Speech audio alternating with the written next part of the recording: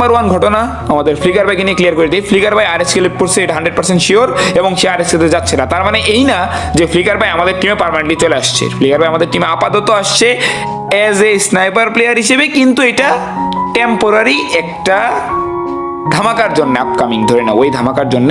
এবং এই ধামাকাটা ধরে না একটা টুর্নামেন্ট, সেই টুর্নামেন্টের জন্য ফ্লিকার ভাই এখন আমাদের টিমে আছে, এবং এই টুর্নামেন্টে সে থাকতেছে কিনা কিংবা কে থাকতেছে এগুলো নিয়ে যখন অফিসিয়ালি পাবলিক হবে তারপরে আমি তোমাদের জানাবো নি। আপাতত এইটুকুই এখানে ক্লিয়ার, ক্লোজ। ফ্লিকার ভাই আমাদের টিমে পার্মানেন্টলি আসে নাই। পরবর্তীতে সে থাকছে কি থাকবে না ওই টুর্নামেন্টটার পরে, এটা সম্পূর্ণ সিদ্ধান্ত তার নিজের, আমরা ওইভাবে তার সাথে কথা বলি নাই এ পর্যন্ত। ক্লোজ। যাই হোক, ফ্লিকার ভাই টপিক ক্লিয়ার। এখন চলে আসবে আলিফের টপিক। এখন অনেকেই বলবো ভাই আমি আলিফকে বের করে দিছি, আলিফকে এই করে দিছি, সে করে দিছি, এই সেই হ্যান ত্যান ভাতের ফ্যান, ফ্লিকার ভাইকে টাকা দিয়ে কিনে নিছি, এরকম কিচ্ছু না। আলিফকে আমরা আমাদের টিম থেকে বের করি নাই, আলিফ আমাদের টিমেরই প্লেয়ার। বাট যদি সে চায় যে না আমি এই টিমে খেলবো না, তাহলে এটা অন্য বিষয়, তার একান্ত ব্যক্তিগত বিষয়। আমি সেই সিদ্ধান্তকে সম্মান করবো, অবশ্যই আমার পুরো টিমই সেই সিদ্ধান্তকে সম্মান করবে।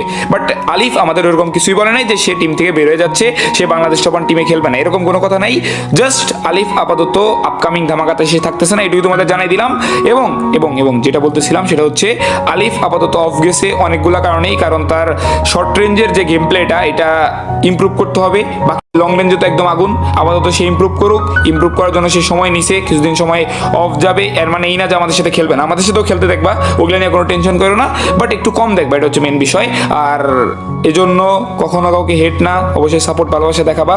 আর আশা করতেছি আলিফ খুব সুন তার গেম প্লে, যেটা বলো শর্ট রেঞ্জে একটু দুর্বল আছে, ওটা ইমপ্রুভ করবে, তাহলে হয়ে যাবে। কেননা আমাদের টিমে শর্ট রেঞ্জের ফাইটগুলা তোমরা খেয়াল করলে দেখতে পারবা, শর্ট রেঞ্জে স্নাইপার হিসেবে যে যতটুক করা দরকার অতটুকু আলিফ করতে পারতেছে না, স্বাভাবিক করতে পারবে না, কারণ সে পিসি থেকে ফোনে আস শুট করে। বাট লং এর ওর খেলা মানে অতুলনীয়, এরকম মানে লং এর স্নাইপার যেটা চালায় বাংলাদেশের টপ 1 2 3 নাম্বার স্নাইপারের ভিতরে লং এর খেলাতেও থাকবে। বাট এজ এ শর্টের যে খেলাটা, ওই খেলাতে অনেক ইস্যু হয়, প্লাস অন্যান্য গান নিয়েও ইস্যু হচ্ছে। এজন্য FFMAI এর পরেই তোমরা দেখতে পারো আমাদের টিমে স্নাইপার হিসেবে খেলতেছে মেহেদী ভাই।